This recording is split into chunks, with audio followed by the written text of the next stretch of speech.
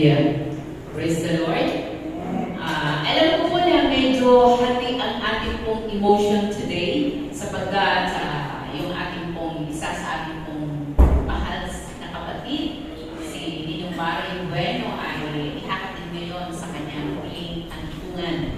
At kaya nakatid po yata ng ating church. Okay, so ganun pa man, naniniwala pa po na ang Diyos ay kasama po natin sa umagang ito, sa kanyang gawain, sapagkat itinakda po niya ang araw ng linggo ay pagsamba para sa kanya. Kaya bigyan po natin ito ng panahon at oras na makapakinig ng salita ng Diyos, sapagkat ang topic po ngayong umaga is about leadership. So, kauna-una po ang topic ngayon is about leadership in the family. Bago po tayo magsimula, tayong lahat ay tumayo. Hallelujah. So Diyos, ngayong umaga, narito kami, Panginoon, tumatayo sa iyong harapan. Hinihingi namin ang iyong patuloy na pabor, na patuloy namin maranasan ayon sa iyong biyaya at kalakasan. Lord, dalangin namin, Panginoon, ang umagang ito ay umaga muli ng pagpapala. So I declare blessing in your name. I declare healing in your name. I declare power in your name. Kung kaya dakilang Diyos, sa umagang ito, Panginoon, hayaan mo ng declaration of faith that we have right now in Jesus' name. Pakamtan namin, Panginoon, ang full authority na nagmumula dakilang Diyos sa iyo. Magkaroon kami, Panginoon, ng kalayaan. Magkaroon kami ng kalakasan. Magkaroon kami dakilang Diyos ng victory. Sapagkat ito ang sinabi mo, Panginoon, na kung wala ka, wala kami magagawa. Kung kaya inaanyayahan namin ang iyong presence, inaanyayahan namin dakilang Diyos na magsama ka, maging ang iyong libu-libu anghel. Protektahan mo, Panginoon, ang buong kapaligiran. Ikaw dakilang Diyos ang maluwalhati sa amin. Lord, maraming salamat, Panginoon. Maging sila na aabutin ng iyong mga salita saan mang lugar, saan mang palok ng mundo. Hayaan mo dakilang Diyos ang mga salita mo maging pagpapala ng kanilang kaluluwa, maging pagpapala ng aming physical na katawan, maging pagpapala ng aming paglilingkod sa iyo, sapagkat ang lahat ng ito ipinapailalim namin sa iyong makapangyarihang pangalan, sa pangalan ni Kristus na aming Panginoon. Amen. Okay? God bless everyone. Salamat sa Panginoon sa isang mapaunlak na paanyaya po na isang pong ipakilala ang isa sa amin pong part ng aming pong family at ipakilala po ang girlfriend ni John Faith na makasama po ngayong umaga si Charlie Evangelista. Mag-wait ka lang na yung kamay na medyo mahihayin po yata. Baka ngayon lang. Okay? So salamat sa Panginoon sapagkat naniniwala po ako na ang araw na to ay araw na biyaya ng Diyos po sa atin. So kaya naniniwala po ako na pupunin ko tayo. Pero problem sa likod. So you can stay, kids, sapagkat ang topic ko ngayon is about family. Alam ko na may intindihan nyo na ito. Okay? So stay where you are. Sumama kayo sa inyong mga magulang, nakakamit po nila sapagkat mahalaga. And thank you so much also for Tito Ricky that he comes today to join us with the service. Thank you so much. I can understand in Tagalog, but I told him that he can read. We have PowerPoint to guide the topic. Okay? So ngayon po umaga, ang topic ko is about foundation. Gaano nga ba kahalaga ang pundasyon? Di po ba? Pag sinabing pundasyon sa bagay, maintindihan po natin na nagmula po ito sa ilalim. So naandun po nakasalalay sa pundasyon yung tinatawag longevity. Para po tumagal ang building, para maging matatag ang building, importante ang tinatawag na foundation. Kaya napakahalaga po niyan. Maging sa lahat ng bagay, mahalaga ang tinatawag na foundation. So ang tema po ngayon, foundation that matter most to God in family leadership. So gaano nga ba kahalaga ang pundasyon sa leadership ng family? Alam niyo po ba na hindi ko na po ito anin kasi hindi pa ako nakapag-research na ilang mga tahanan ang meron pong wasak ngayon. Bakit? May problem ang foundation. So, kaya napakahalaga sa Panginoon. Sapagkat ang family, ang pamilya po, ay bagay na itinatag ng Diyos. Siya po yung nagpasimula po nito. Makikita po natin po yan sa Book of Genesis na napaka-importante. Diyos po ang nagtatag ng pamilya. Kung kaya ang pamilya na nagiging matatag, nagpasimula po ito sa pundasyon ng ating pong Panginoon. So, ang text ko po ay nasa Psalms 127 verse 1 to 5. So, meron po bang matapang dyan? Pwedeng magbasa. Psalms 127 verse 1 to 5. Sige, pakibasa. Louder. 127.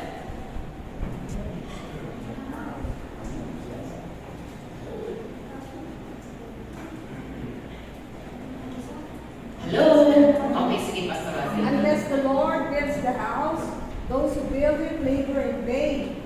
Unless the Lord watches over the city, the watchman stays awake in vain. It is in vain that you rise up early and go late to rest, eating the bread of anxious toil, for he gives to his beloved sleep. Behold, children are a heritage from the Lord, the fruit of the womb a reward. Like arrows in the hand of a warrior are the children of one's youth. Blessed is the man who fills his quiver with them. He shall not be put to shame when he speaks with his enemies in the gate. Okay. Alam niyo po ba kung gaano kahalaga ang leadership sa family? Kung gaano ito ka-importante? Kung pag binasa po natin ang Psalms, sapagkat ang topic po this month is about leadership. Kaya very, inuna po natin ang pamilya. Sapagkat dito nagsisimula sa pamilya ang lakas, yung strength ng family na itinatayo. Kaya kapag tayo po ay magtatayo ng pamilya o may pamilya na itinayo, napakahalaga na balikan po natin yung foundation. Ano nga ba ang pundasyon ng ating pong pamilya para makita po natin na ito po ay magiging matatag. So makikita po natin ang Psalms 127.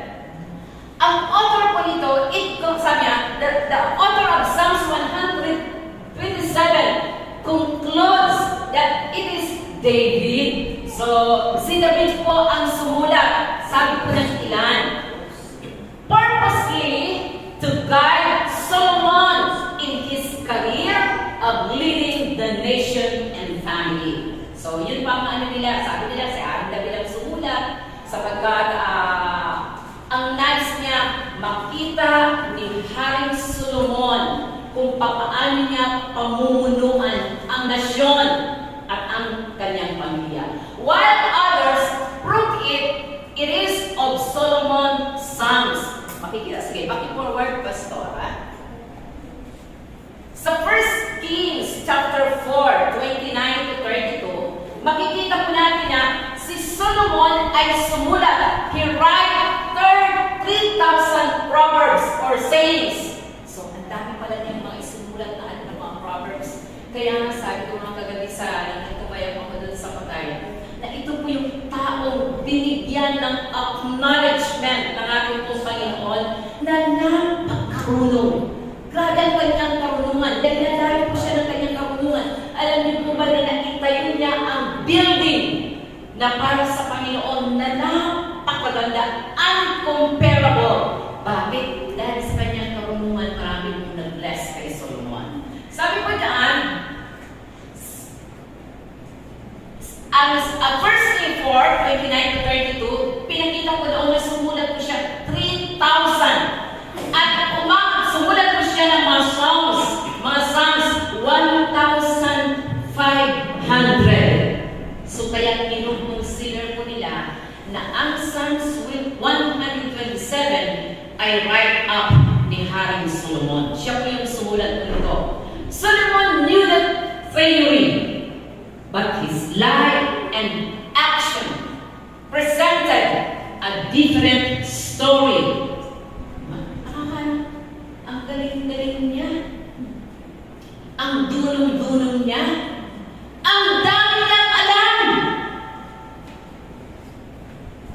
his life, sabi niya, a different story and left a devastating legacy of life, family, and career.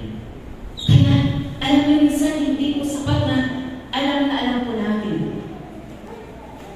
Pag kinuwek tayo, ikukurin mo rin. Nakakatawa. Parang, di ba? Pag kinuwek mo yung mga kabataan, ang iyong pamilya, ibabalik din sa yung word of God. Ano na ba ang totoo? Sino ba mas makapangyarihan? Marami na yan ngayon. And that is Solomon's life. Raise ang pundasyon na itinayo at itinanim ng kanyang pamilya na limutan sa kaniyaan at pangyarihan. Nakakalungkot din po ba? Kaya ang Psalms 127, kung si Solomon man ito, malulungkot ka dahil sa naging ending ng buhay niya. Kung si Haring David, maaring nalimutan ni Haring Solomon ang lahat ng aral na itinanim ng isang ama ng tahanan para sa buhay niya. Okay, let's proceed. So, questions. Where is God in our ministry? Nasaan ba ang Diyos? Sabi ko nang binasa ko, unless the Lord build the ministry, the labor ng isang minister is in vain. Where is God in our finances? Kasama po ba natin ang Diyos sa ating mga finances? Unless the Lord, that's the answer. Where is God in our career? Marami po ngayon na sabi po ng magulang, anak, makapagtapos ka lang. Huwag mong kalimutan ang Diyos sa buhay mo. Sabi ng anak, ang laki ng hamon ngayon sa sanglibutan. Paglabas mo, dala-dala mo ang iyong career. Pag nandun ka na, where is God in your career? Dala-dala pa rin po ba natin? Where is God in our life? Where is God in our family? Nasaan bang Diyos? Sabi ko dyan sa Psalms 127, let's check. Tingnan po natin. Okay? God's precaution for the family. Alam niyo po ba na ang Diyos na isinulat na po ang Psalms 127 kahit tulad ng sinasabi ko natin na ang Bible, ang salita ng Diyos ay hiningihan po ito ng buhay ng aming pong Panginoon. Hiningihan ng kanyang karunungan, hiningihan ng kanyang talino, hiningihan ng kanyang protection, hiningihan ng Diyos upang ang tao magkaroon ng tinatawag awareness in life. That's why the Bible was written. So, nagbigay ang Diyos ng mga precaution. Sinulat po ni Haring Solomon at makikita po natin kung paano po ito, kung si Haring David. Pero sa likuran ng author na to ay walang iba kundi po ang ating Panginoon. Sabi ko dyan sa verse 1, unless the Lord builds the house, its builder labor in vain. Maliban ang Diyos ang magtayo. Naku, sino ba magtatayo? Is it you? Is it me? Ikaw ba? Pero sabi ng Panginoon, unless maliban na ang Diyos ang magtayo ng tahanan, the builders labor in vain. Sayang. Check po natin. ang pundasyon. Ang pundasyon po ba ay nakasalalay sa Panginoon? Alam niyo po, ang Hebrew word ng build is bana. Nang ibig sabihin, to build, to construct, to establish, to fashion, or repair. So, naandyan po yan. To rebuild, ibalik ulit. To repair, to rebuild, to reconstruct. Ibig sabihin, kung meron mang pagkakamali, merong kulang sa tinatawag foundation ng family, meron pong pag-asa. Bakit? Kaya reconstruct ng ating pong Panginoon ang anumang building na ating pong itinayo. Kaya i-re-establish muli ng Panginoon anumang bagay na ating itinayo na hindi po natin mintasan ng Diyos. Meron po bang pag-asa? Sabi ng Lord, unless the Lord build the house, the labor in vain. So, balikan po natin. Paano po ba natin ito itinayo? Saan nagsimula? Paano po natin pinasimulan? Do we build it? Nakasama po natin. Partner po ba natin ang ating pong Panginoon sa ating pong pagtatayo?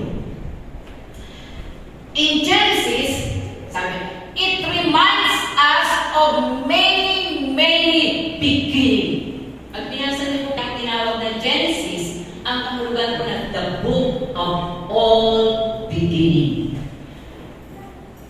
Nandiyan po lahat sa Genesis. What God started, He established and fashioned in His will and glory. Pero tingnan niyo po, ang book of Genesis ay marami pong nagpasimula po doon. Pasimula ng kasalanan, pasimula ng pagbibuild ng tower ng kikilalanin, pero ang lahat ng yon, at the end ng story, ng lahat ng pinasimulan ng tao, nag-end po ito for nothing. So, nakakalungkot din po ba? Sabi po dyan, nagre-remind po ito ng lahat, pero lahat ng pinasimulan ng Panginoon, magkaroon nga po ng broken. Kayang-kaya ayusin ito ng ating pong Panginoon.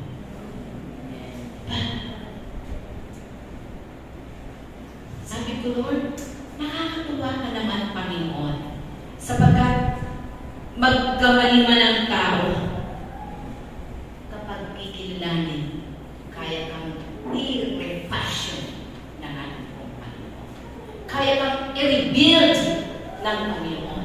Kaya kang i-re-establish ng Panginoon. Why? Sabi ng Panginoon, unless He will build the house, the labor in vain. So, kumusta po ba ang Panginoon? Kaya ba na ayusin muli? Kaya bang i-fashion muli ng Panginoon? Naalala ko si Eva, nagnilikha ng Panginoon. Hinugot niya mula sa tadyang. Saan nga ba ang tadyang? Dito? Ako ba? Dito? Sa ribs dito. Saan ba? Dito? Iba sabi dito. Whatever, kung saan po yan. Hinugot siya ng Panginoon. It was fashioned by God. Sabi ng Panginoon sa lahat ng kanyang nilikha, and it was very good.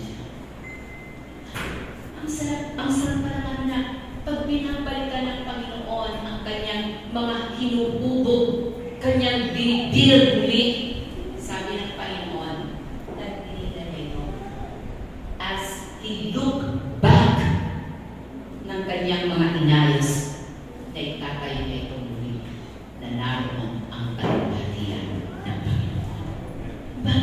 Salamat sa Panginoon sa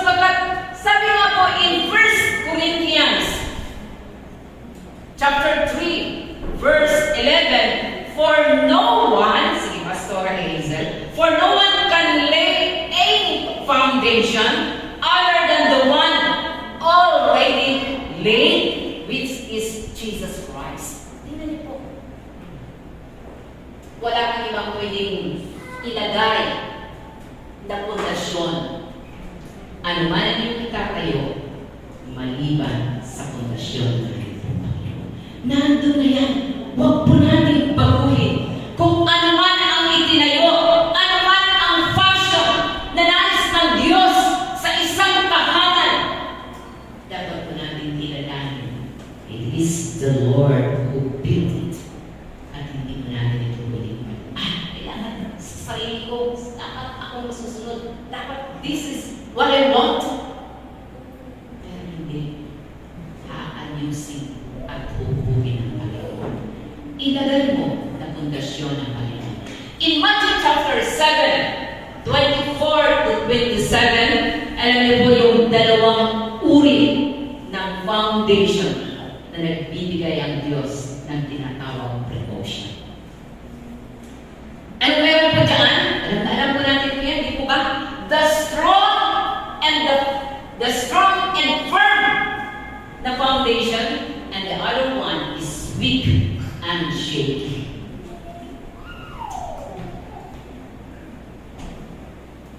Pag binasa po natin ang verse na yan, mariremind po tayo anong klaseng pundasyon ang ating pong itinatayo. Shaky ba? Weak ba? O strong? Bakit? It is God being that foundation. Sabi ng Panginoon, and let the Lord build the house, the labor and faith. So, check mo natin na yung ating mga ano. Medyo ano yung muna natin. Kulang yata ito. Nailagay mo na ang pundasyon. Pero ang pinakamalaga, huwag po natin alisin. And that is Jesus Christ. The most important thing for that foundation, huwag po natin tanggalin. And that is the Lord Jesus Christ. So, pwede ba tayong magtayo ng pundasyon?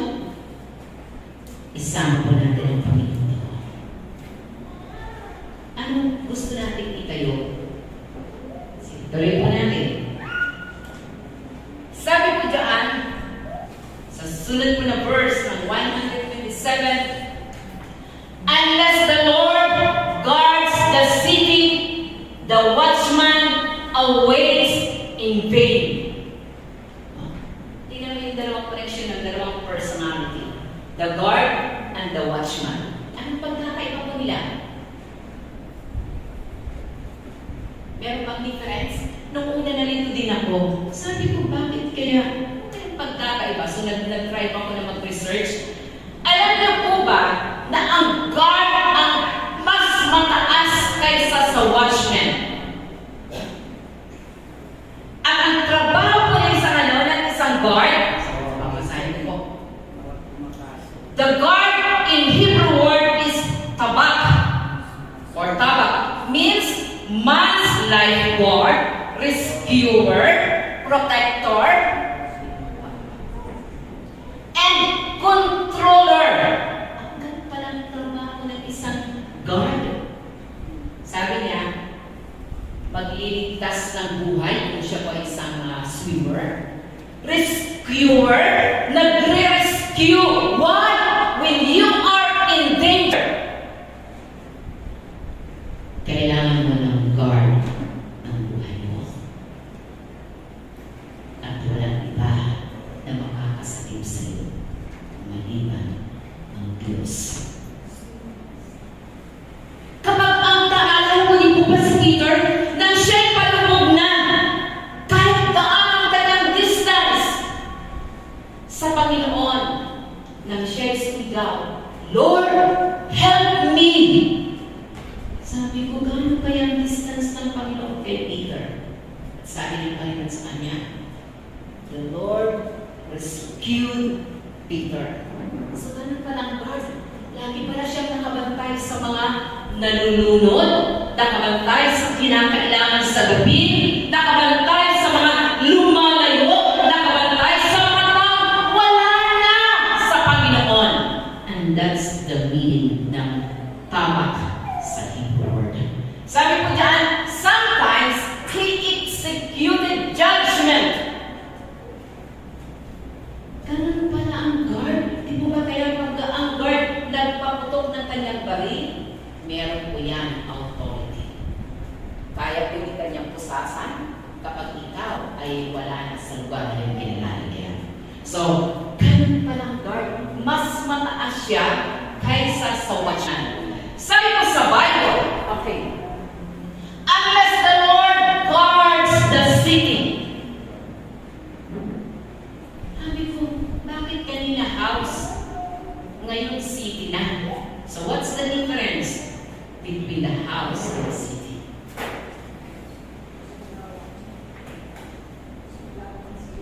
Mas malawak.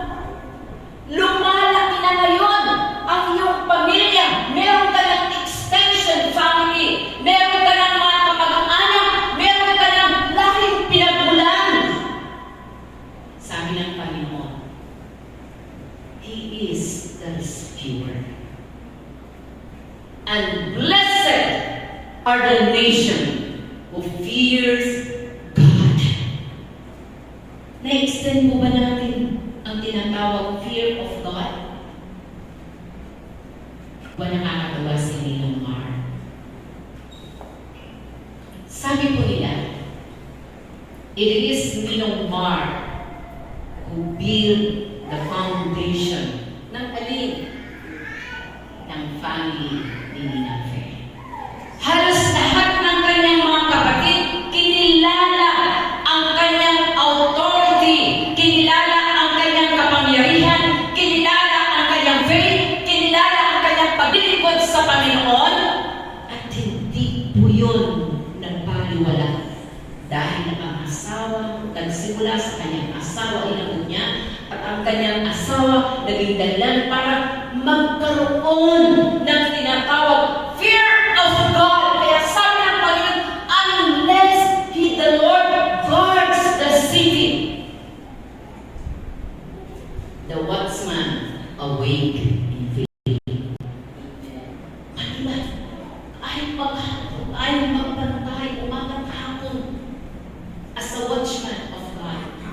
Kapag hindi ko natin kasama ang Diyos, mananatili na walang kabuluhan, walang bagay. Diba? Napakasarap ng ano yung ma? Biluin mo nagsimula sa Kanya. Naabot niya ang pamilya ni Ninang Fe. Na nung una, sumama sa kanya, iniisip niya. Alam mo nung una, iniisip niya ni Ninang Fe, may babae na yata si Mar. Bakit ginagabi na ito ng uwi? So ang ginawa niya, sinundan niya kung saan naandun si Ninong Mar na hindi mo niya alam. Sinundan niya. Dahil sa pumasok, hindi niya alam ng kanyang asawa na sinundan niya si Ninang Fe. Nasumunod si Ninang Fe. Pero alam niyo po, pagdating niya doon sa tinatawag sanctuary, inabot siya ng Panginoon. Sabi niya, bakit ganito ang Diyos ko? Parang nasa heaven. At dahan-dahan nagsalita ang Diyos sa buhay ni Ninang Fe. Nagsalita sa kanyang mga kapatid, katuwang si Ninong Mar, at naging blessing. Ang city ay protektahan. God rescued the family, extended family, upang ang Diyos ang maging tagapagbantay nila. Masarap po ba? So, kumusta na po yung aming pong extended na family? Sabi ko ng aming pong vision, reaching out the family and it. Magaling po ba tayo na mag-rescue sa grace ng Panginoon sa biyaya ng Diyos? Naalala ko tuloy minsan, tumawag pa ako sa amin, nagkakagulo sila, nagkakakumo siya. Hindi nila marinig kasi kanya-kanya silang sabi ko sa kanila, salita ko, pag hindi nyo ako pakikinggan, kahit bunso ako sa ating tahanan, i-off ko ang cellphone na to. O ano, sabi ko nila sa kanila, makikinig ba kayo sa sasabihin ko? If not, then what's the reason para tayo mag-usap dito? Pakinggan nyo ako. Dahil kung hindi kayo makikinig, kahit kayo mga matatandang kapatid sa akin, papatayin ko kayo ng cellphone. Bakit? Sometimes, kapag ang Diyos ginagamit ka to guard that city, magsasalita tayo with authority na pakikinggan ko nila tayo. Kaya sabi niya, blessed are the nation who fear God. Kapag ang nation na to, ang city na to, kasama mo itinamay ang Panginoon, palad ang isang city niya ng Diyos ang magtatayo. Sa Lord. Okay. The word watchman in Hebrew word, Hebrew is shamar, na means to keep, taking care, watching over. So, sabi ko dyan, ano po ba ang duty ng isang watchman? Di ba sabi nga kanina sa akin kung binasa, unless the Lord build a house, the watchman, kahit pa siya magdamag na nagpapantay, binabantayan niya ang kanyang pamilya, tinitingnan niya ang kanyang mga anak, araw at gabi, laging may sermon sa loob ng tahanan. Sabi ng Panginoon, unless the Lord guards the city, kailangan mo natin. So, ano na ba ang watchman? Sabi diyan, higit, tagapagtingnan mo siya. Hindi ko ba naalala niyo sa Genesis? Sabi ng Panginoon kay Adan, pangalagaan mo ang lahat ng yan, lagyan mo sila ng bawat pangalan. Pinangalagaan niya, name by name, one by one. I appreciate pastoralism sa kanyang gift na to. Na narito kami mag-face to face, isa-isa pinabanggit ang pangalan. Young people. One by one. Name them. One by one. Sabi, taking care. Hindi mo lang inaalagaan, kundi meron ka pang pangangalaga sa kanya, you keep them. Hindi mo nilalais na siya'y mapahiwalay. Hindi mo nilalais na siya'y mawala. Lagi na siya'y paningin. Nasaan na ba? Bakit ganito lang tayo? Nasaan na sila? Nasaan? Where are they? Ang malawa na kanyang ginawa. Take care of them. Paano ba tayo nag-aalaga bilang isang watchman?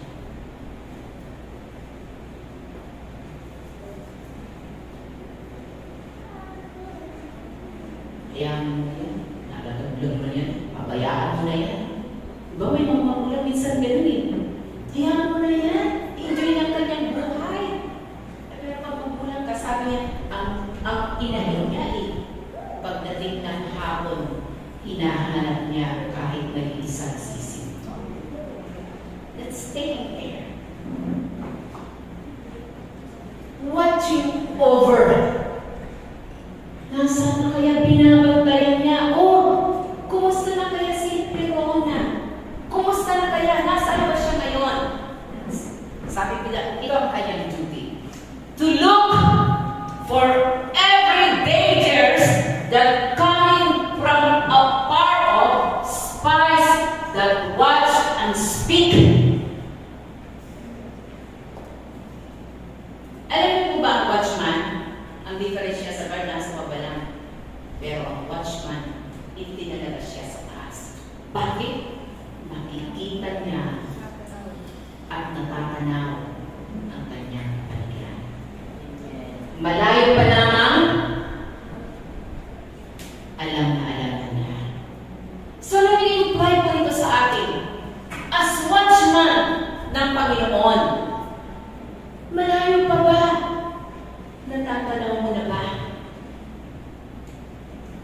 coming from afar off.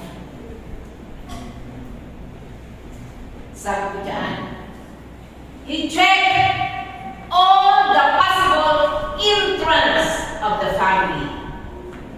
Narito po ang mga ama ng tahanan. Nasaan po dito ang mga ama ng tahanan? Thank you, Kuya Raul, Dante, Ninong Edwin, Brother Roy, Pastor Dante. Sabi ko dyan, ang Diyos ay nagkalaga ng isang watchman as a leader in the family. At ang kanyang tungkulin, hindi lang tingnan ang lahat ng mga nasa malayo pa. Pangalawa, ang kanyang ginagawa, he checked all the possible entrance of the enemy. Naku, itong pintahan na ito pwedeng pasukan. Naku, itong dingding na ito, isang lang, maaari itong pasukan. Gano'n po ba ka-aware ngayon ang pamilya, ang leadership ng family, para maging aware ka na ang pamilya mo ay unti-unti na pinamasukan ng di mo namamalayan. Amen. Ganun ba tayo ka-sensitive? O ang maraming magulang ngayon, pagpupulag-pulagan para sa mga anak na hindi niya namamalayan, unti-unti na iginubuo ang iyong pamilya. Hallelujah. Do we check all the possible entrance ng enemy? Naku, hindi ko pwede kasi malaman kong anak ko. Praise God. Pinipili po natin ang ating mga anak not to speak kapag mali. Binibili po natin ng halaga ang ating mga anak not to speak kapag mali na ang kanilang pamamaraan. Binibili po ba natin ang ating mga anak not to speak dahil ayaw natin sila masaktan? No! We are a watchman na ibinigay ng Diyos sa ating pagmamahalan. Foundation, guarding, and watchman. Ano ginagawa ng magulang? Dahil sabi ng mga anak naman, kapag lahat kami nagyayaw-yaw, sabi ng mga bisan, yaw-yaw ka na. Yaw-yaw ka na naman. Dahil nagsasalita ka, you speak, you give sermon for your children. Kung ito naman ang pagpapatungo ng kanilang buhay. Pero maraming mga magulang ngayon, di po ba? Mayroon pa bang authority ang mga magulang ngayon kapag ang kanilang mga anak ay kumikita na? Hindi na naman po. Narito ang mga estudyante ngayon. Graduate na ako, ma. Graduate na ako pa. May boyfriend na ako. May girlfriend na ako. Nagsisimula na ako pa. Hayaan nyo! Payagan nyo ako! Bakit? Gusto kong subukan how to live a life apart from the end. Ganun ba mga kabataan na yun? Hello, mga dalagindi. Sayang, wala akong mga kabataan ngayon. Sabi po ng Panginoon sa watchman, kahit magbantay ka, magdamag at maghapon, kung wala kang bibig, wala kang paningin, wala kang makinig, wala kang paglamas sa kalagayan ng ating pong pamilya, then the entrance ng kaaway, mamamalayan mo na lang. Tapos na. Yes. Sabi niya, check all the possible entrance of the enemy. Pangatlo na kanyang duty, investigate all unusual condition. Alam niyo po ngayon, nakakatakot ang ating panahon ngayon. Ang mga bata ngayon, sabi nga po sa pinanood po namin, lagi akong nagsisermon sa anak kong nandyan. Bawal ang cellphone hanggang 12 years old. Tingnan niyo po ngayon ang mga bata. Ang tungkulin ng magulang ngayon kapag ang anak ay umiiyak, ano ang kanyang ibinibigay na pagsubol? Sige, mag-cellphone ka dyan, mag-ako. That's the reality ng buhay ngayon. Ang pagkahan sa tantrum ng anak, bigyan ng cellphone para hindi na mag-ingay at tumahimik din ang iyong tenga. Diba? Ganun ang ginagawa. Sabi niya, investigate all unusual condition. Bakit ba ganito ang anak ko? Nalala ko ang iba kong bimensya. Sabi ko na isang kakilala ko na malapit sa buhay. Ang kanyang mayroon siya isang pamangkin na hinayaan yata ng kanyang mga magulang. Lumaki ng hawak niya ang buhay niya ay cellphone.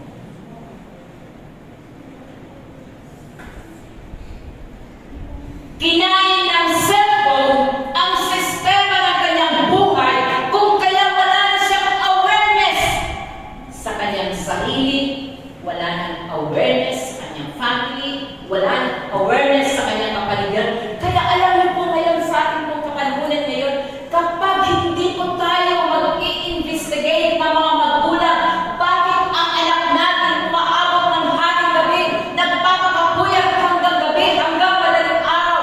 Ano ang kanilang mga ginagawa?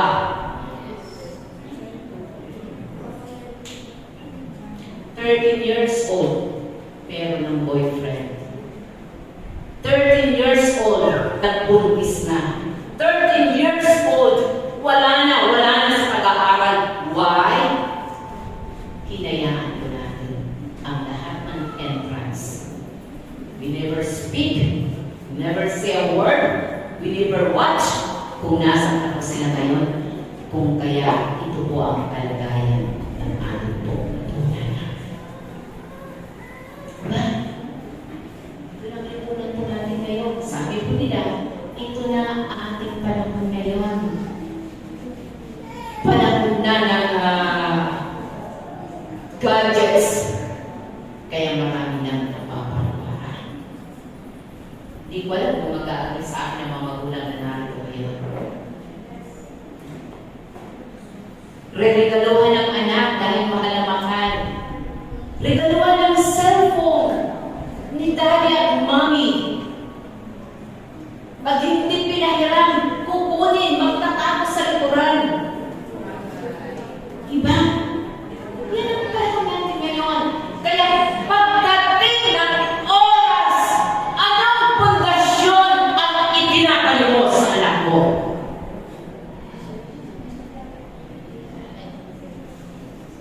Anong pundasyon ang itinatayo mo sa kanila? Gadgets. There is a way from God. Nakakaroon ngayon, totoo yan. Sabi na, bakit naman kami magkakaroon ng family gathering? Lahat may dalang cellphone.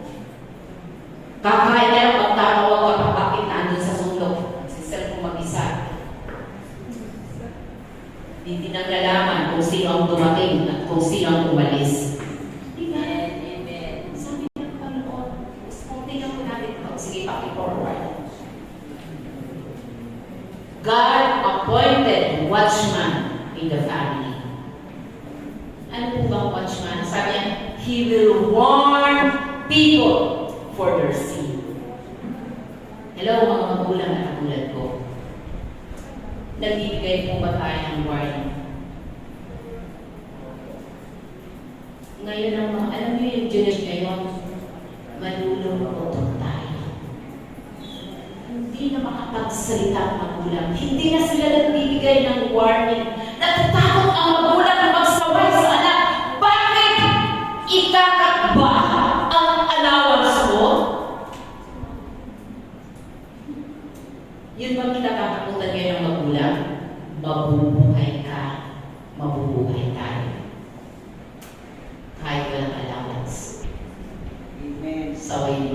kapag wala sa kalagayan ng anak. That's how He will work. Inappoint ka ng Panginoon na watchman sa mga anak mo. Sawayin po natin sila pagdating sa kasalanan. Ezekiel 31:7-21, sabi niya, judgment of the branches. Ganun po ba ka-aware ang church ngayon? Ganun po ba tayong aware ngayon na kaya natin magsaway sa mga sama na nakakabit sa atin?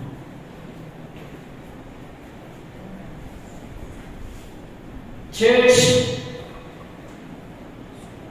pag wala tayong authority sa ating pong family, wala tayong authority sa church, lalong higit wala tayong authority pagdating sa labas. Dahil ang branch na nakakabit po sa akin, nakasalalay ang kanilang buhay, ang kanilang kinabukasan, ang kanilang pag-unlad sa pamamagitan ng tamang pagsaway pag tayo po ay kanilang mga magulang. Lahat ng branch na nakakabit sa akin, it is our time and duty para po sawayin sila sa kanilang kalagayan. So, mahirap po ba? Magkaaway ng mga magulang ngayon. Magkaaway ng mga anak at magulang ngayon sa dahilan kapag tayo nagsasaway na ang mga anak ay hindi na marunong magiging sa magulang. Okay, sabi ko dyan, Ezekiel 33:2-7, He speak the pending judgment of God. Alam niyo po, bakit po He speak the pending judgment?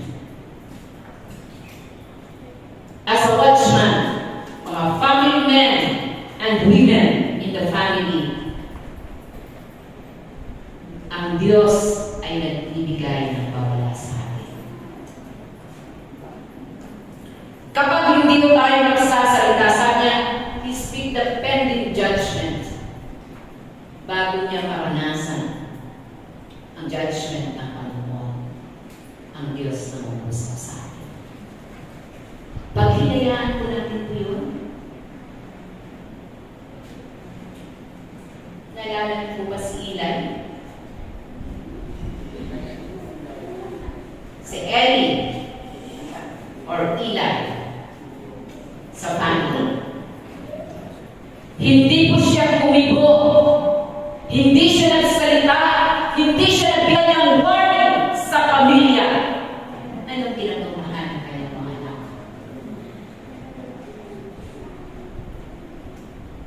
Bago po ibigay ng Diyos ang judgment, nagsasalita yan sa kanyang watchman.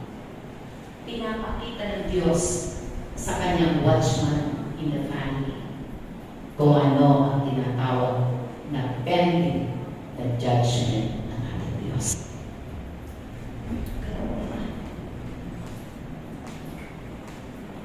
So, parents, hayaan po natin na makita po natin kung gaano kahalaga ang ating pagpupuli. Okay, Ezekiel chapter 36. Alam niyo po kung bakit ko pinuha sa book of Ezekiel? Sapagkat si Ezekiel ang tinagurian na watchman ng Panginoon. Siya po itinalaga watchman. Ang pangbuhay. Apat po siya. Sabi niya, he cultivate and sow. Cultivate po muna natin bago tayo magulang, ito po yung ating tungkulin as a watchman of God. Nais ng Diyos gamang po kahirap yung kinukultiba mo na yan. Kung ang anak po natin ay talagang napakahirap bungkalin, never give up for them. Cultivate day and night. Hubugin mo sa panalangin. Hubugin mo sa pagtiyak. Hubugin mo sa lahat ng bagay hanggat ang lupa na yan matigas. Kapag natanggal yan dahan-dahan ng Panginoon, ang lahat ng barahan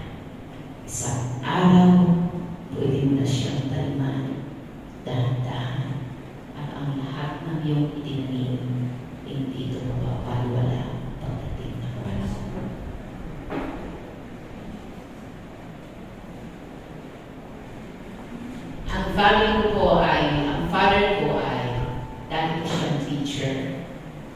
Pero iniwan niya ang professional teacher. Siya po ay naging magsasaka. Bumili siya ng malupain. At doon po kami inan ng aming ama sa pag-aaral. Ang buhay ng isang farmer ay hindi po napakadali. Ang pag-cultivate ng lupa ay hindi po madali. Pero kapag yan ay na-cultivate mo na ng maayos, pag tinanim mo na, aanihan na masagana pagdating ng panahon. If we will follow kung ano ang dapat gawin ng isang watchman. Mahirap po ba? Mahirap talaga. Hindi po madali. Hindi madali ang maging magulang sapagkat sabi ng Panginoon, unless the Lord build the house. Unless the Lord maging ang partner mo as watchman in the family, hindi po madali ang mag-cultivate. Parents, it is our responsibility to cultivate the heart of our children.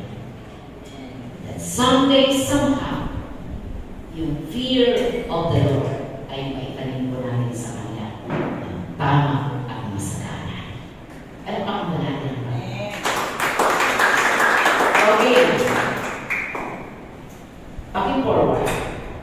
Sa verse na yan, sabi niya, unless the Lord gives, your hard labor is in vain. Nasa verse po yan.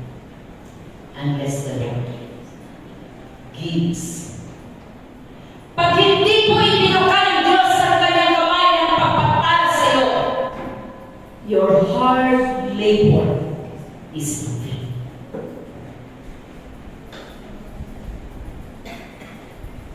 Ang verse 2 sabi niya, magpagal ka man, umaga at hapon. Magpuyat ka man, umaga, gabi, hapon na magtatrabaho. Lahat ng iyong hard labor ay walang kabuluhan kung hindi mo ang Diyos ang ating buong piging partner. Anong sabi ko dyan? You toil nothing.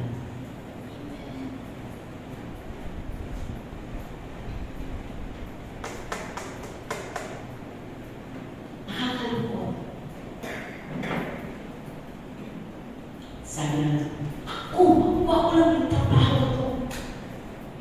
Ako na. Sabi ng Lord sa'yo, talaga ba? Ikaw na.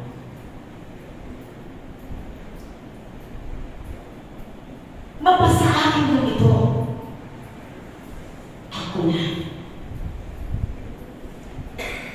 Alam nyo, naalala ko minsan, sabi ko lang isang pero kung kakilala sa Christ the Lord, masyado siyang busy-busy tao. Ang Sunday, pero ang lakas niya magbigay sa Panginoon. Ang padala naman ng tithes, thousands. One time, nagbiro ko sa kanya, kaya ko yung biro na totoo na nagagamit. Sabi niya, baka naman mas masave ang 1,000 mo kaysa sa'yo.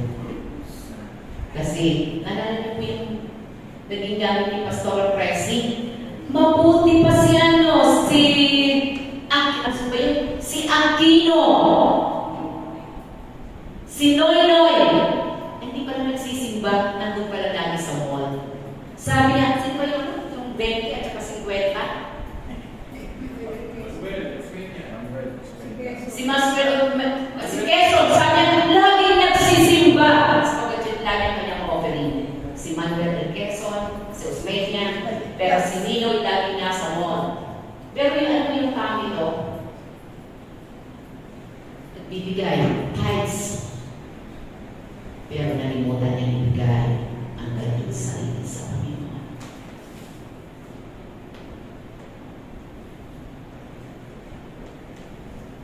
You earn hard labor for you and your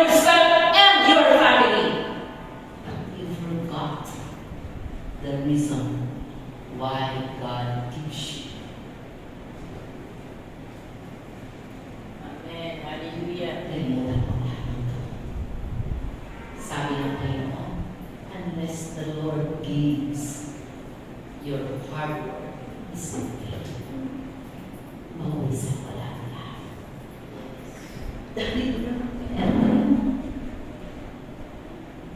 Pagdating ng araw sa dami ng pera mo, marami ka na rin hospital na makasukan. Magagarang hospital, pinaglaanan ng lahat ng pera. Without God in your life.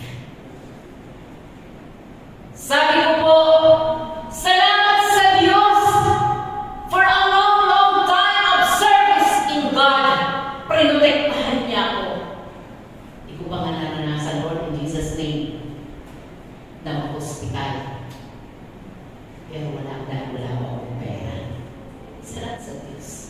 Amen. Naging sapat ang Panginoon sa lahat ng ating mga kailangan. Na minsan, chinalis. Sabi niya, Madam, hindi mo pwede mapag-aralin dito kasi business po kami. Ganun po ba? Sabi ko, Lord, you will provide everything. Ang hard labor na mayroon ako, i-offer ko para sa iyo.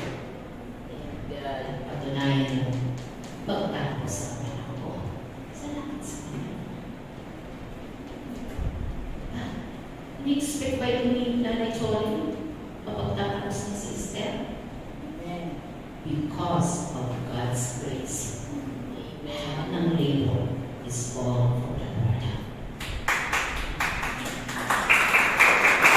Sino magsasabi na manginis na yan? Magpapatapos na nila ng anak. Diba? Sir Evelyn?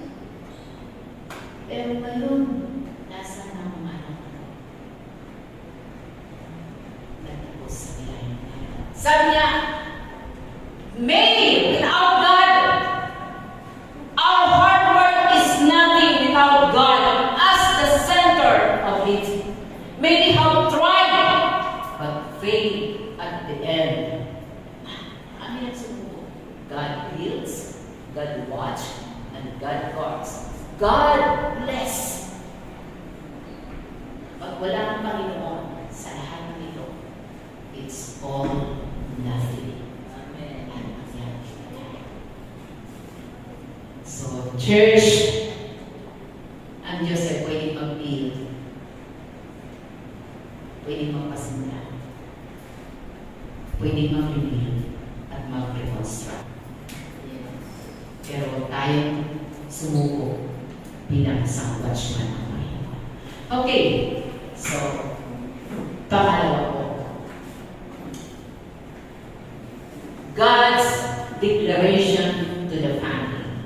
So, itong declaration ng Panginoon. Try po natin ang Psalm 127. In verse 2, babasahin ko ito. Sabi ko dyan, in vain you rise early and stay up late, toiling for food to eat, for the heat grants sleep to those he loves. So, anong declaration ng Panginoon? Nag-declare ang Diyos para sa isang ama ng tahanan. Sino po ba ang nagpapagay? Sino nagbibigay ng sobrang agod? It is the Father. So, diyan, anong sabi po ng Panginoon? He will nagbibigay ang Diyos para kanino? Kapag ang pundasyon po natin sa loob ng ating tahanan ay pinagtibay ng isang ama at ang lahat ng kanyang labor kasama niya ang Panginoon, ang declaration ng Diyos sa pamilya, sa isang ama ng tahanan, ano ang kanyang sinabi? Bibigyan na ito ng matibig na pagtulog pagdating ng gabi. Sa kabila ng iyong pagkakuhan, sa kabila ng lahat ng iyong pagsisikap, sa kabila ng lahat ng iyong mga pinagdadaanan, ang biyaya ng ibig na pagtulog ay pagkakaloob sa isang ama ng tahanan.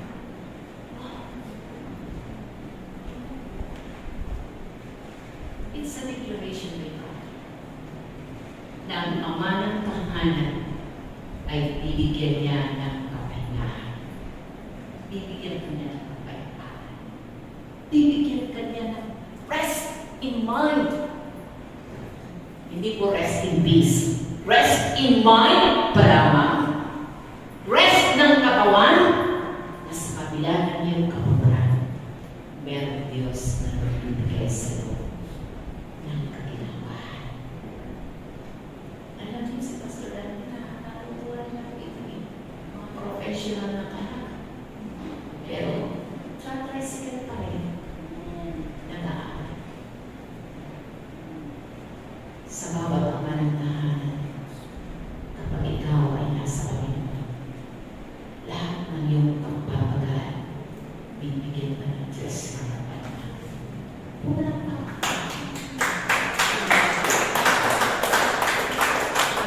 Napag-isip mo, biyaya mo ang lahat. Sabi niya, in Psalms 35, ano na napakaganda ng mga verse na to. I want you to read this. Masarap ito na balik-balikan ng isang mga. Sabi niya, I lie down and sleep, I awake again, because the Lord sustains me. Thank you, Lord. When you lie down, you will not be afraid. When you lie down, your sleep will be sweeter. May kapahingahan mo bang mga ama dito? Nalulungkot na makatulog, na problema, di ako makatulog kasi ganito, ganun. Why? Bakit wala kang kapahingahan? Wala kang rest. Nang declaration ng Panginoon sa'yo, meron kang kapahingahan sa Panginoon. At this I awoke and looked around. My sleep that has been pleasant to me. Parang kaligtan naman niya ang kaya mahilig ang tulog. That's the declaration. Bibigyan ng Diyos ng kapahingahan. Pagtulog sa gabi dahil sobrang pagod, pagising sa umaga, bagong lakas ang bigay ng Panginoon. Sa isang watchman na nagtrabaho para sa kanyang pamilya. Okay? Pakapala po, pitching ko yan na pala. Okay. Sa isang ina ng tahanan. To our mother, the mother, our children are heritage from God. Sabi ko dyan, ang ating mga anak ay kaloob ng Diyos na magpuito na reward. Hindi mo burden. So I want, gusto kong tingnan ang mga anak na mga magulang natin na babae. Tingnan mo anak mo. Burden ba siya para sa'yo? Ano kaya ang tingin ni Gemma sa kanya? Ano ba, nakakapagod naman? Pagsisigi sa anak ko, hanggang sa wala kapag na pagsisigi. Pero sabi ng Panginoon, whether they are adopted or naturally born in the family, sabi ng Panginoon, reward niya. Gift ng Panginoon sa'yo. Mula sa Diyos, ang anak mo na ipinagkatiwala ng Diyos sa'yo, they are not burden to you, but a blessing that comes from God. How do you treat our children? Pagpapahal ko sila sa akin ng Panginoon. Amen. Every time na yayakapin mo, thank you. You are a gift from God to me. Ang parang sarap ng pakinggan, diba? Pag niyakap mo yung anak mo, anak, blessing ka ng Panginoon sa akin. Anak, pagpapala ka ng Panginoon sa akin. Hindi ko sila burden. Bakit? Alala ko po ito sa Spurgeon kung bakit ko po itinagay. Si Spurgeon po ay meron po mga anak na naturally born in the family, born in the family, pero meron din po siya mga tinatawag na adopted sa family. Sabi po ng isang pumunta po sa kanila, is this all your children? Sapagkat marami po sila. Sabi niya, yes. Sabi niya, ang mga batang ito ang magpapahirap sa isang mayaman na tulad. Imagine, kakaibang declaration. Buti pa sana lang, isa na lang ako, hindi nagdala ng Panginoon 2, 3, 4, 5. Alam niyo po kung anong sagot ni Spurgeon? No! Sabi ng Panginoon sa kanya, these children, ang mga bata ito, na regalo ng Diyos sa akin, ang pagbibigay ng yaman sa isang kahirap. Amen. Hallelujah. Children, kayo nga ba magbibigay? They are God's blessing sa isang nila. Diba? Job. One day, Jericho is a God-given gift. God. Hallelujah. Meron ng masasadala. Meron ng umaangay kay Lola. At ang mga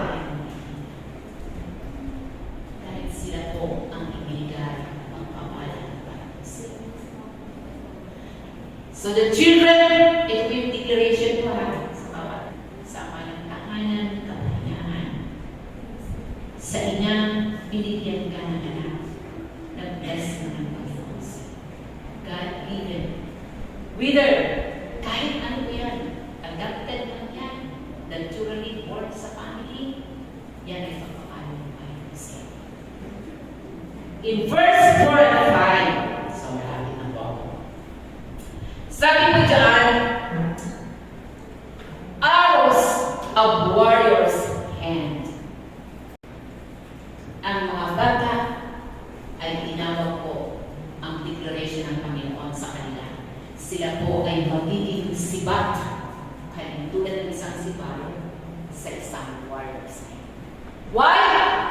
Ang isa pong sibat, hindi po ito basta-basta nagiging sibat. It is highly formed. Inaayos mo yan. Pinafashion, trinitrain for godly life ang living. Para maging alin? Pagdating ng panahon, ang anak mo na to, na dating hirap i-cultivate dahil sa hindi ka subo, hindi ka nag-give up bilang isang ina ng tahanan, ama ng tahanan, kaya natin i-fashion ang ating mga anak in a godly living. That one day, pagkakita nila sa mulayan, lahat ng kanyang kaaway ay kaya naging defeated. Sabi yung simula, at sa akin. Train your family, your children, our children in godly living. Tayo sa atin magsisimula ang ating mga anak hubugin ng isang godly life.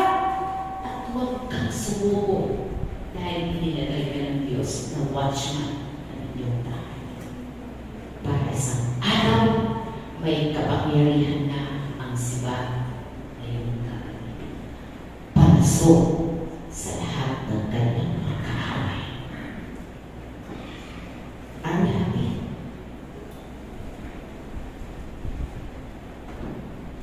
Tahimik po ang crowd. God's declare ng blessing sa ama. Blessing sa ina. Blessing sa children. That one day, all your enemies ay magiging defeated dahil katuwang mo ang mga watchman in the family. Bago tayo sumuko sa leadership ay tinala ng Panginoon. At isang araw, mag-aaraw tayo ayon sa panahon ng Panginoon. So may conclusion. Conclusion na po ako. Sabi ko dyan, do it all in the name of Jesus. Let God be our partner in what we build, what we protect. As watchmen in hard labor, we can rest on Him completely and possess His declaration for the family.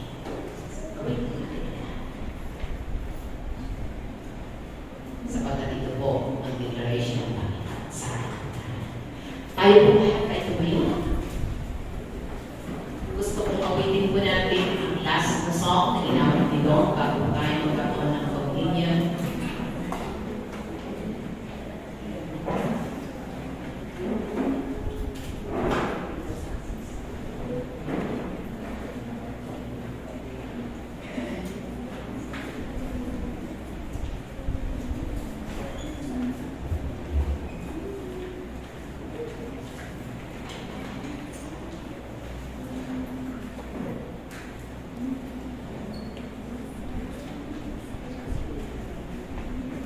Sige, yung last na song, Christy.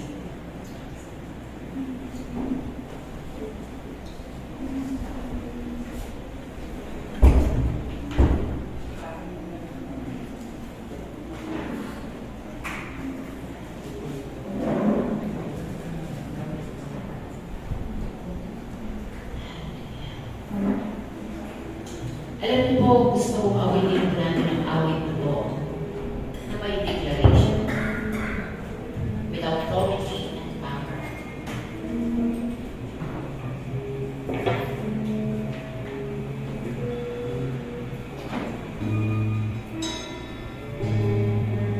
The last song.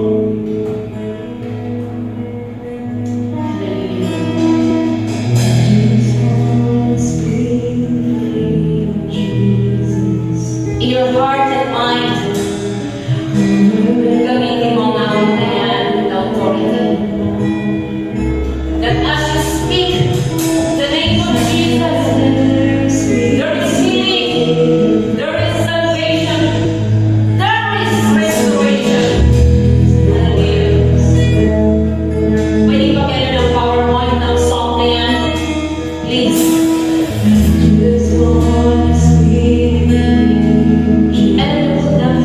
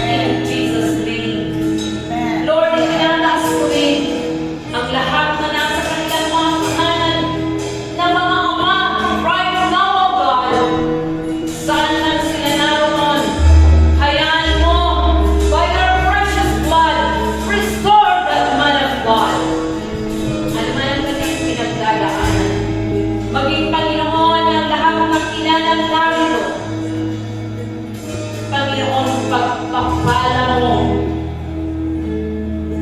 ang aming mga sinapupunan na binigyan mo na ng Diyos ng buhay ang bawat iniluluwal namin.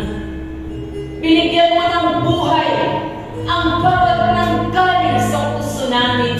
Minahal na buo, niyakap, tinanggap sapagkat ito'y galing sa iyo. I pray, Lord, sa lahat ng mga inanagtaan. Bless their prayer. Bless our prayer for our children. I pray, Lord, that your mercy and grace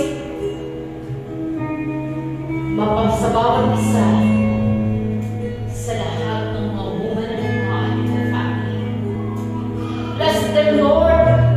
Bless us, Lord, with your mercy, with your favor, with wisdom, upang dakilang Diyos mag-guide namin ang aming mga anak sa iyong biyaya. I pray, Father God, for all the children, sa lahat ng mga anak na narito, sa lahat ng mga anak na makakapakinig, ano man, Panginoon, ang kanilang mga pinagdadaanan, we speak power in your name. Restore them in your love, in your mercy and grace. Help us, Lord, to passion them ayon ang bilang Diyos sa iyong biyaya. Pagpalain mo ang bawat anak na ipinagkaloob mo sa amin. Ipinagkatiwala mo sa amin. Ibinigay mo sa amin as part ng aming family. Dalangin ko, Panginoon, ay yung full ng blessing. As pagdating ng panahon, nasusubok sila ng Diyos, the victory will be in their hand. Lord, pagpalain mo mga kamay ng bawat anak na narito na sa lahat ng kanilang gagawin, pagdating ng panahon, aanin nila ang pagpapala na nagmula sa iyo. We declare, Lord, this blessing to the father, to the mother, and to the children is set apart mo ang aming family, extended family, for your glory and honor. We thank you so much ng araw na to, makakangkal namin ang panibagong pag-asa, rebuilding our family and lives. Help us, Lord, to stand once again na ma-reforma ang bawat isa ayon sa iyong pagkakataon. In Jesus' name I pray. Amen. Isa-serve ang Holy Communion, Pastor Dante, Pastora Becca, can you? Mari po tayo po. And church, sa pag-serve po natin ng communion, mag-isip po kayo ngayon ng pag-partake ng communion, i-offer mo sa taong mahal sa buhay. Purpose, healing, and deliverance, salvation of soul. Kung meron kang maalaala ngayon, i-offer mo ang Holy Communion na ito. Naniniwala ako na may favor and blessing ng Panginoon sa akin. Sa bawat magpapartake, offer this communion sa taong pinakamalapit para sa iyo. Okay, let's pray. Once again, sanctify the food. Sanctify ng Panginoon ang lahat ng ito. The blood, the body, Panginoon, is-sanctify mo ito sa isang blessing of restoration, blessing of healing, blessing favor. Igawad mo sa bawat magpaparting at sa lahat ng kanyang iisipin na ito ay para sa kanila. With the blood of Jesus Christ and His body, we will serve as a healing process as we partake this Holy Communion today. In Jesus' name I pray. Amen. Serve the communion.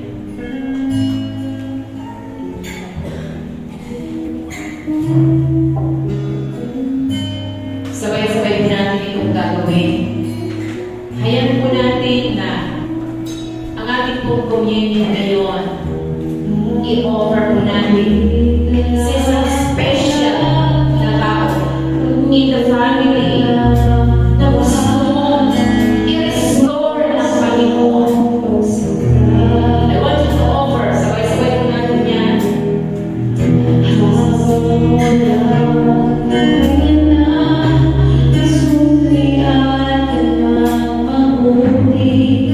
Sa lahat mo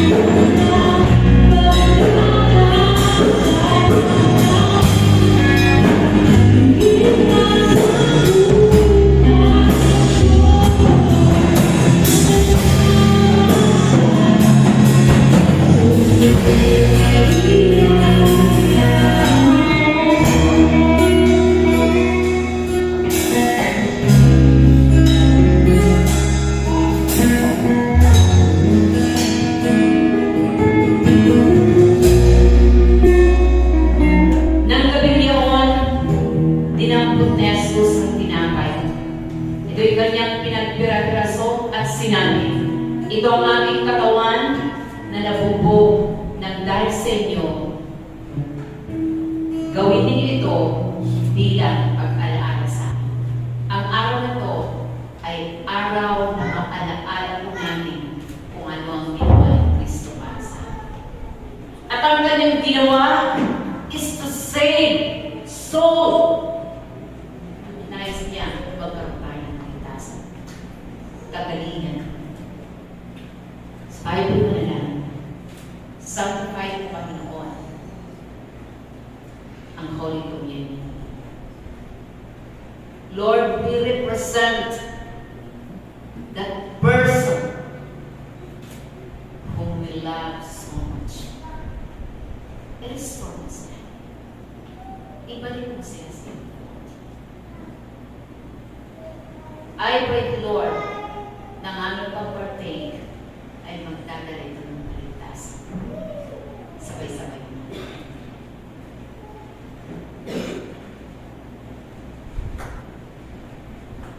At sa galing din paraan dinampot na Jesus ang sakto yung kanyang sinabi, ito ang dugo na pinagtibay ng bagong tipan, inumin niyo ito bilang pagkalaala sa akin. Ito po ay simbolo ng kanyang banal na dugo, naglilinis, nagpapatawad, at nag-restore. Father Lord, nagpapasalamat kami sa muling walang hanggang biyaya na sa pamagitan ng ilang Diyos ng iyong dugo, binayaran mo kami sa aming mga kasalanan, pinatawad, nilinis, upang dakilang Diyos maging katanggap kami. Pagpalain mo ang aming pagpartake na to, na sa araw na to dakilang Diyos, pagdudulot ito ng kagalingan, kalakasan, pag-asa ng kaligtasan kay Kristo Jesus na ang Panginoon. Hindi ko ang lahat ng ito, sabay-sabay ko natin.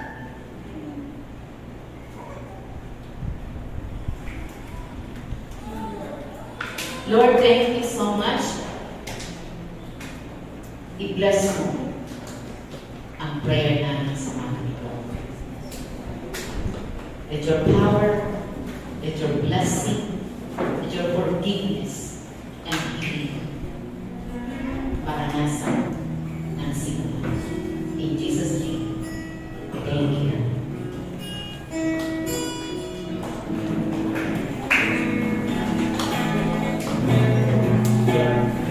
So, lalakad na po tayo sa ating pong announcement.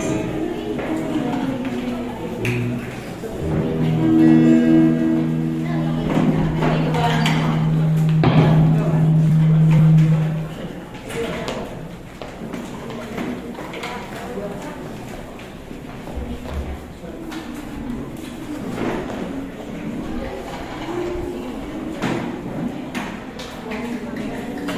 Good morning to everyone. Church announcement po tayo. Let us study the Bible together every Wednesday, meeting service at 6 p.m. via Zoom live at SMK Christian Page. Also join us in our prayer meeting every Friday at 6 p.m. via Zoom live at SMK Christian Page. Thank you, Pastora, po sa message kanina, and Brother Francis Biblical Worship Leader. And our topic for June 9, the critical investment of family leadership by Brother Joel Patrobes and Worship Leader Sis Valeria Patrobes. Next po. Our topic sa June 16, Call to Excellence Leadership. Pastor Dante Caralta, Father James Arcao. June 23, topic order of hierarchy in the family, Pastor Alice Lee and 6 Ben Palomé. June 30, Appeal to Children, Pastor Giselle and Worship Leader Brother J. Arcao. Thank you po sa nag-usher kanina. And June 9, ready po Sister Evelyn Masigal, Sister Belen Villanueva, Brother Ryan Bulanes.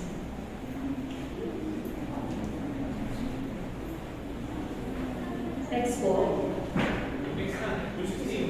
June 16, Sister Ruth Lim, ako po at si Sister Vicky Guzman. June 23, Sister Banji Barola, Sister Heidi Borlagnan, Brother Francis Borlagnan. June 30, Sister Valeria Patrobes, Brother Joel Patrobes, and Ivor Patrobes.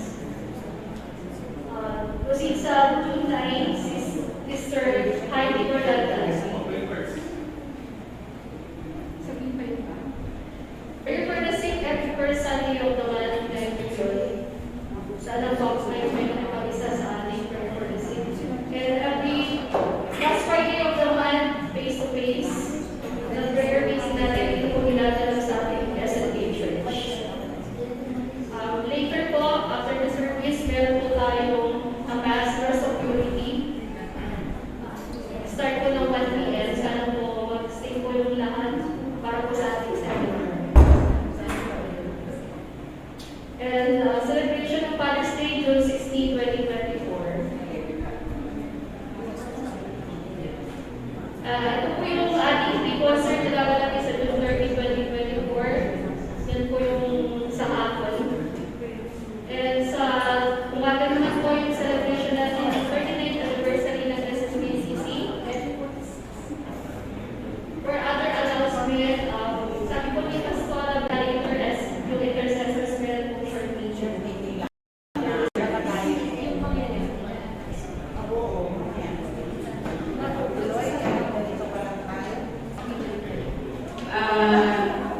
Hello po, bigyan po natin ng time mamaya sa alauna ng hapon sa aming pong seminar. Meron po tayong speaker at huwag po kayong mawawala sapagkat napaka-importante po ito sa pamilya at maging sa mga individual po. Alam niyo po, ang church po, gagastusan po natin ito sapagkat nais po natin ang church ay maging matatag at matibay. Kaya sana huwag po kayong mawawala. Provided po ng church ang ating pong may merienda po tayo. Pag magdadala kayo ng bibili, joke. So, kailangan po natin ito. Kaya, bumalik po kayo ng 1 o'clock. Kung may mga bago po kayo, hindi lang kayo kumain. Ay, hindi ko alam kung nagluto sa burger ng palda. Wala. Okay. So, bumalik po tayo. Kung kaya nyo mo mag-stay, pwede po tayo mag-stay dito at hintayin po natin ang 1 o'clock para huwag po natin sayamin ang seminar na to. Pakiusap po natin sa inyo. At sana yung mga ipaglibing magbalik po sila dito dahil ayan po, ang bayad po natin sa speaker 5,000. So para alam niyo po, ganun po ang church para lamang po tayo magkaroon ng maayos at magandang seminar. Prayer ko po na sana makabalik yung mga nakipaglibing at hindi po sila magaling doon. Makahamon po sila sa time na meron tayo. Okay, thank you. At kung wala na, tayo na kayo tumayo. Sige, let's pray.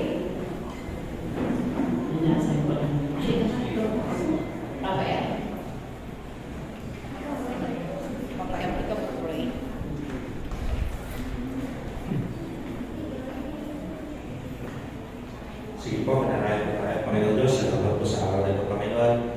Hinayaan po, Panginoon, na magkasama-sama kami para paglalaro yung salita, Panginoon. At tulungan mo po kami pa sa buhay, Panginoon, ang aming napakinggan ngayon, Panginoon.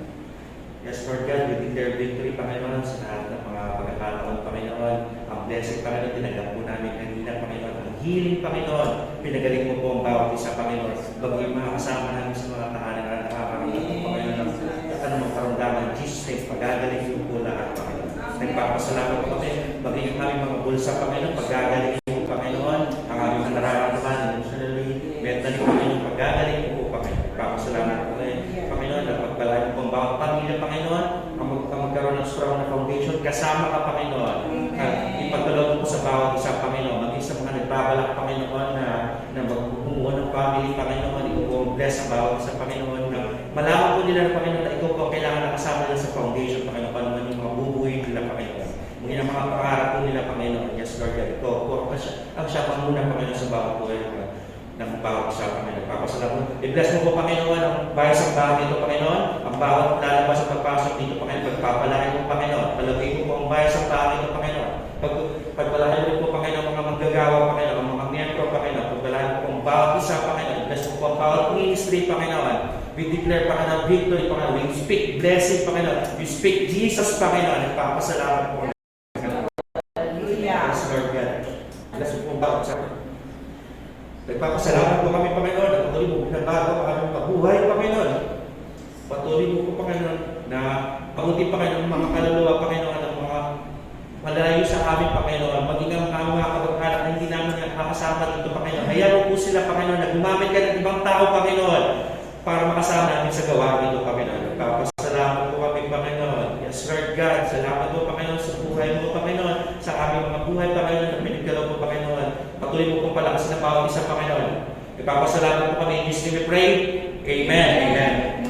Ang walang hanggang pag-ibig ng Diyos Ama, walang hanggang biyaya ng Diyos Anak, at walang hanggang pamamatnubay ng Diyos Espiritu Santo ay manatili, ngayon at magpakailan pa man. Amen. God bless us all. Anihin ko natin ang